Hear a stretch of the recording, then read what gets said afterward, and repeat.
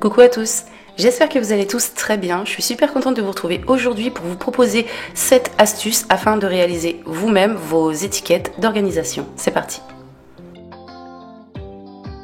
On commence tout de suite avec la façon la plus simple de faire. Il s'agit tout simplement d'imprimer via internet et son ordinateur les étiquettes de notre choix. Celles-ci, je les ai trouvées sur Pinterest. Je vous les mets en barre d'infos si jamais ça vous intéresse.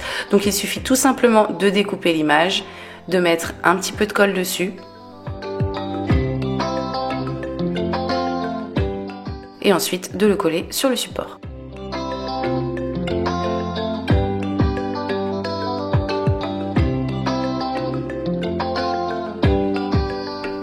Voici pour la première étiquette. Donc comme je vous disais, c'est vraiment très simple et très bête, mais ça peut être très utile. Moi je trouve que c'est vraiment mignon. On va ensuite passer à la seconde idée. Donc là on est toujours sur le même style d'étiquette imprimée, sauf que cette fois-ci on va les plastifier et vous verrez qu'on n'aura pas besoin de colle pour les fixer non plus. Donc on commence par découper l'étiquette de notre choix. On prend un morceau de papier de cuisson que j'aurais pu également remplacer par du papier calque. Je prends également du scotch transparent, donc là il est un peu jaune mais il est bel et bien transparent une fois qu'il est déroulé, il vient de chez Action celui-ci. Je prends mon papier de cuisson, mon scotch transparent que je pose sur le papier de cuisson de façon à le plastifier. Donc là j'en ai posé 2 bandes, de façon à obtenir ceci. Je prends ensuite mon étiquette que j'ai découpée précédemment, je la pose sur ma partie plastifié. Je prends de nouveau du scotch que je pose dessus donc pour recouvrir complètement l'étiquette. Je viens ensuite maroufler un petit peu pour faire s'adhérer correctement ensemble le papier et le scotch et voici ce que j'obtiens. Après ça, il ne me reste plus qu'à faire une découpe bien propre tout autour en laissant une petite marge autour de mon motif. Une fois que c'est fait, voici ce que ça donne. Il ne reste plus qu'à décoller le papier de cuisson qui se trouve au dos de l'étiquette. Et donc là, une fois de plus, le tour est joué, il suffit juste de poser sur le support.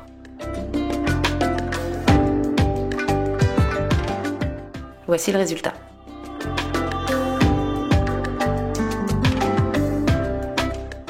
On passe maintenant à l'astuce numéro 3. Donc encore une fois, je me suis rendue sur Pinterest et j'ai trouvé ce genre de petits mots dans la catégorie organisation. J'ai fait imprimer le tout. Donc moi je vous parle de Pinterest, mais bien entendu vous pouvez réaliser ce genre d'étiquette via d'autres moyens. Ce n'est pas un souci.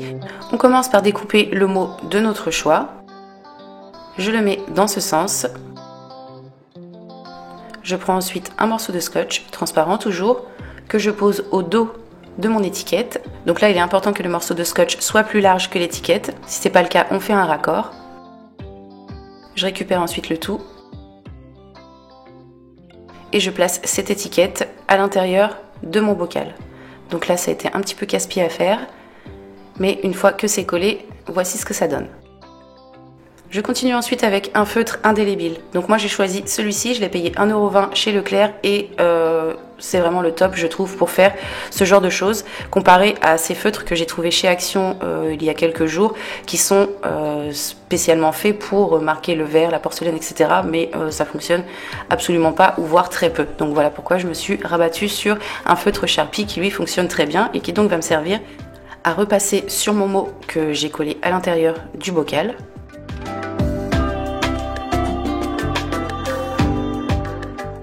De façon à obtenir ceci. Une fois que c'est fait, je supprime l'étiquette. Et après ça, je viens de nouveau repasser sur mon mot que j'ai écrit précédemment avec mon feutre, toujours de façon à rendre le tout plus propre et plus opaque.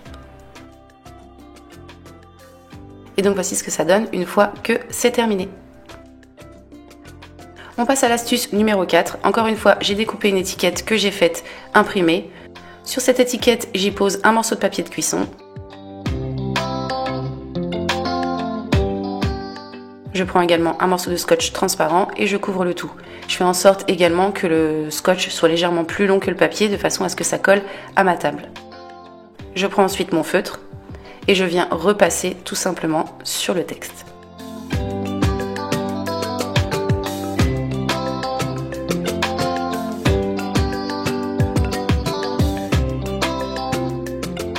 Une fois que c'est fait, je recouvre le tout avec un morceau de scotch. Donc j'attends que mon feutre est correctement séché avant de poser le scotch. Je maroufle légèrement. Je décolle ensuite mon scotch. Je supprime mon petit patron, donc mon étiquette qui va plus me servir. Et donc après ça, il ne me reste plus qu'à faire une découpe autour de mon étiquette.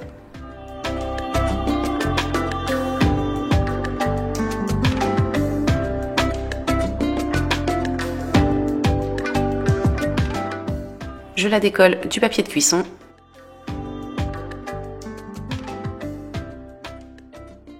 Je colle sur mon support. Et le tour est joué.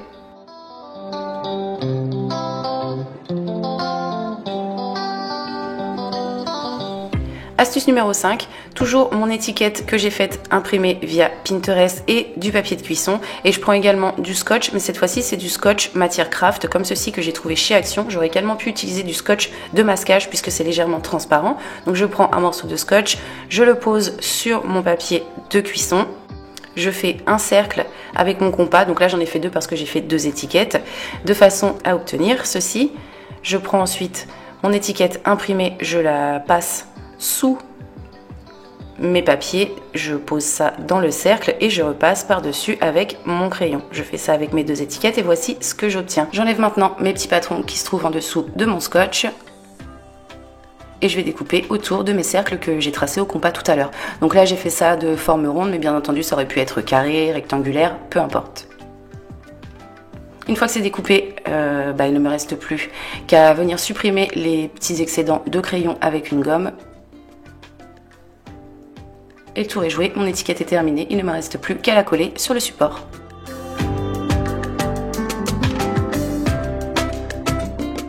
Sixième idée, je prends un morceau de papier classique et je vais commencer par déterminer sa forme. Donc j'aurais pu faire du rond, du carré, peu importe. Là je vais faire cette forme-ci, donc je m'aide d'un petit patron, mais j'aurais pu faire ça à main levée.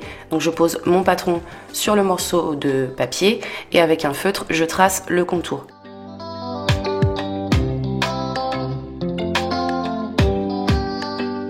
Donc voici ce que ça me donne. Avec mon feutre, je repasse sur les bords pour obtenir quelque chose de plus propre. Donc j'ai pas hésité à bien grossir le trait.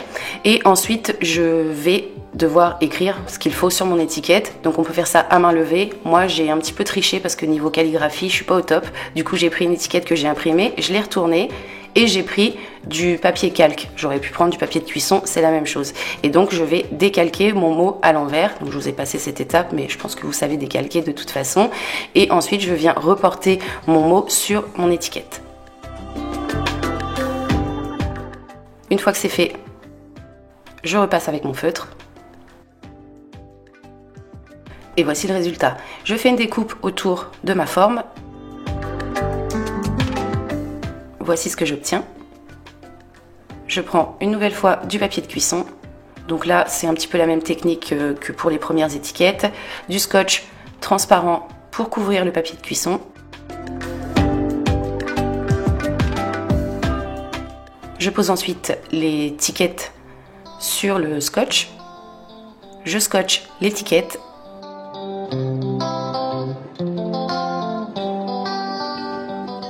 Et je découpe en laissant une marge autour de mon étiquette.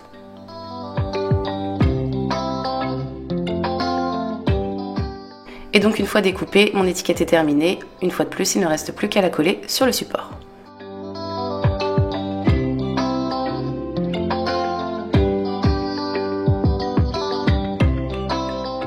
Septième et dernière idée, je prends une étiquette que j'ai imprimée, que j'ai été chercher sur Pinterest toujours, et que je scotche. Je prends mon étiquette, je fais une découpe autour. Une fois que c'est découpé, je repasse sur mon mot avec mon marqueur et j'attends que ça sèche correctement de façon à ce que ça ne se sauve pas parce que je vais mettre le tout à tremper dans un bol d'eau. Donc je laisse tremper quelques instants. Quelques minutes plus tard, donc environ 2-3 minutes, je vais venir, comme vous pouvez le voir à l'image, frotter mon papier qui est humide et qui donc va s'en aller tout simplement. Donc là, si j'avais utilisé une imprimante laser, je n'aurais pas été obligée de repasser sur mon scotch comme je l'ai fait précédemment avec mon marqueur, parce que mon papier serait parti, mais l'encre de l'imprimante serait restée sur mon morceau de scotch. Mais étant donné que là, j'ai utilisé une imprimante jet d'encre, quand j'enlève le papier, l'encre s'en va aussi. C'est pourquoi j'ai repassé avec mon marqueur sur mon scotch de façon à avoir une espèce de trace de mon texte pour pouvoir repasser dessus par la suite. Donc là, je frotte et je fais très attention de ne pas trop frotter du côté où il y a le marqueur, sinon il va partir également. Une fois que tout le papier est supprimé, je rince légèrement et je mets mon étiquette à sécher sur le bord de mon bol. Donc on peut voir que mon marqueur est légèrement parti, mais ce n'est pas méchant, ça va me permettre quand même de pouvoir repasser par la suite par-dessus. Donc une fois que mon étiquette est sèche, je la reprends et le scotch redevient adhésif. Ce qui fait que je peux le coller directement sur mon support. Donc là, mon encre n'a pas très bien tenu, mais c'était pas grave parce qu'il me reste suffisamment d'encre dessus pour pouvoir repasser avec mon marqueur et du coup obtenir quelque chose de plus net. Voici le résultat une fois terminé. Une fois de plus, j'ai réalisé là très rapidement et très facilement une petite étiquette. Et donc voilà, cette vidéo est terminée pour aujourd'hui. J'espère comme d'habitude qu'elle vous a plu et qu'elle va vous être utile. Je l'ai d'ailleurs réalisée parce que vous avez été nombreux à me demander ce genre de vidéo. J'ai reçu énormément de messages pour savoir comment réaliser des étiquettes sans forcément avoir une machine à la maison. Donc c'est chose faite. J'espère que ça vous a plu et que ça vous sera utile. Avant de vous quitter, aujourd'hui, je voulais vous parler rapidement d'une petite boutique en ligne de fabrication de bougies artisanales. Donc si comme moi vous aimez le fait main, je vous propose d'aller la découvrir. Il s'agit de la boutique Dolly & Jack qui propose une collection de bougies avec plein de senteurs variées comme la madeleine, le nougat, la noisette et plein d'autres choix. Ce sont des bougies faites à la main en atelier par deux jeunes artisans. J'aime beaucoup leur concept et le design de leur création. C'est pourquoi je voulais vous faire découvrir cette boutique. Donc si comme moi vous aimez ce genre de choses, n'hésitez pas à vous y rendre et pourquoi pas vous faire plaisir. Moi de mon côté, je vais vous quitter maintenant. Je vous retrouve très prochainement pour vous proposer de nouvelles idées, une autre vidéo. Et en attendant, comme d'habitude, je vous fais tout plein de bisous. Bye!